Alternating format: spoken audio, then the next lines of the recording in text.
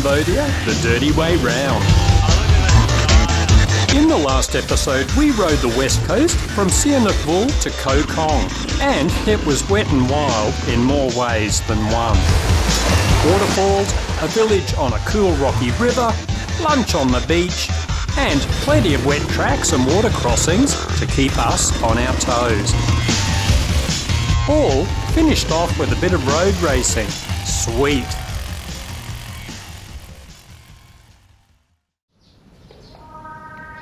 Good morning, Cambodia. The Serenity. This beautiful riverside hotel shows the influence of France when they colonised Cambodia for over 50 years. You have to wonder what the Frenchies made of this green, wet, tropical land.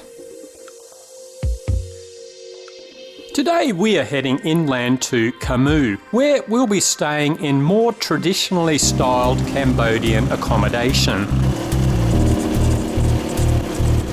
And what better way to kick off a new day than by conserving our front tyre rubber.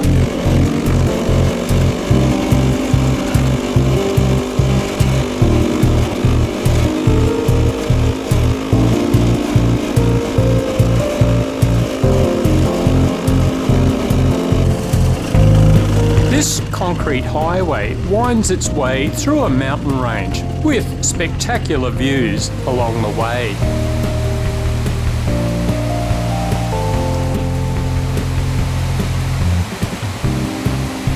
Has the trip been acceptable so far? Exceptional.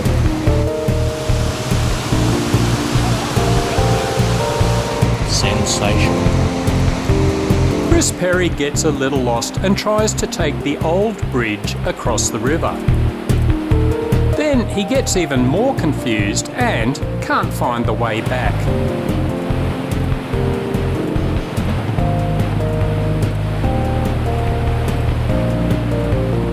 He finally gets it sorted and we push on.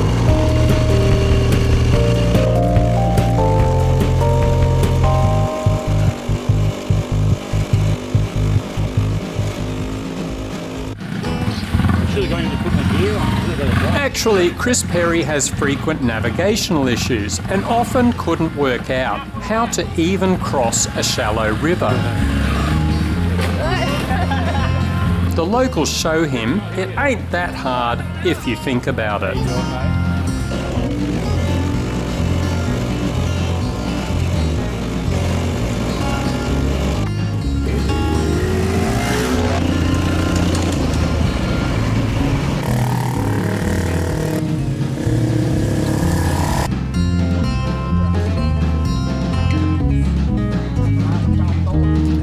Yeah, I don't know whether this meets building height restrictions. It's something of a limbo dance for some of us. This will be interesting, guys. This is the start of the Tiger Trail, and we've just had the warning about cobras and what else? I don't know, rabid hippos and I don't know, all sorts of shit. It's going to be interesting. More dangerous than the tigers and snakes is the bamboo. This is regularly cut back in a way that leaves sharp ends exposed. It's lucky we have a trained paramedic. There are no problems for the locals, but a dirt rider spearing off the track could wind up skewered on that bamboo. These rocks are interesting too. Very slippery when they're wet. The Tiger Trail is hot and humid, and we stop when one of the guys overheats from pulling his bike out of mud holes. Now, I don't know if he's paid for this or he's overcooked or... No, he paid for a special VIP treatment. Yeah. In and out of the jungle. Is there a happy ending? They're queuing up now. You'll have to book the page to find out if there's a happy ending. One more join. Something a bit odd going on here. We got this. How you doing? On the second half of the Tiger Trail, Chris and Emma shoot ahead, and it turns into a jungle race where I barely avoid shitting myself trying to keep up. Man, those guys are fast. This will appear in one of our upcoming supporter vids. We've ridden past so many temples, now we finally get to explore one. As usual, I haven't listened to the rider briefing, so I pop a wheelie on the long driveway. I'm not sure if wheelies are allowed in Buddhism, but I'm sure they would be pretty chilled about it anyway.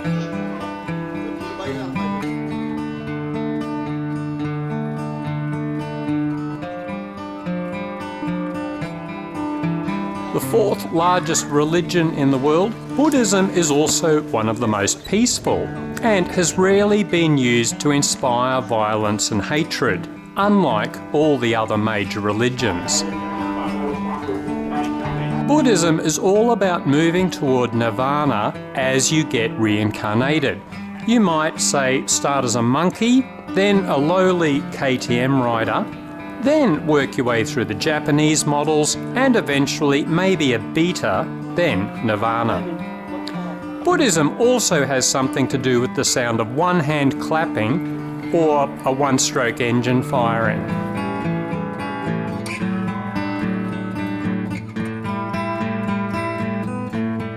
This temple also includes a memorial to the various killing methods of the Khmer Rouge, those sick fucks who deliberately murdered a quarter of the Cambodian population in the 1970s.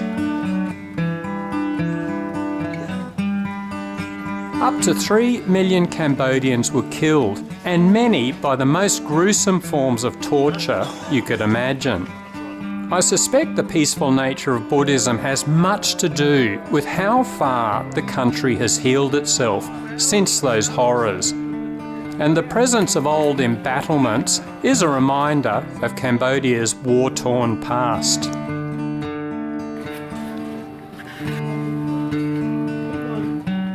I could see the massive respect our tour leaders have for the local people, as wherever we went, they would be striking up conversations with the locals.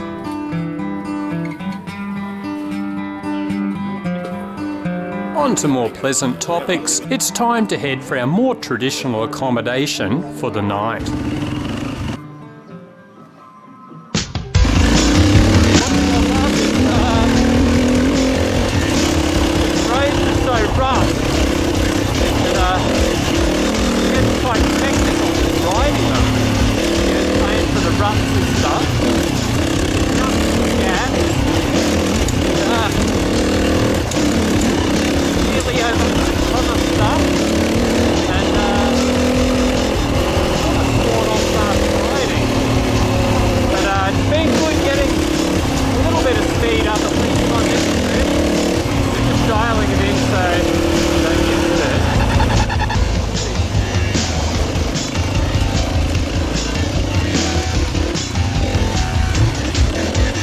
Everything's been 3 to 4 star hotels. This is our first homestay, a bit more basic, but going to be perfect, I think, for filthy dirt riders.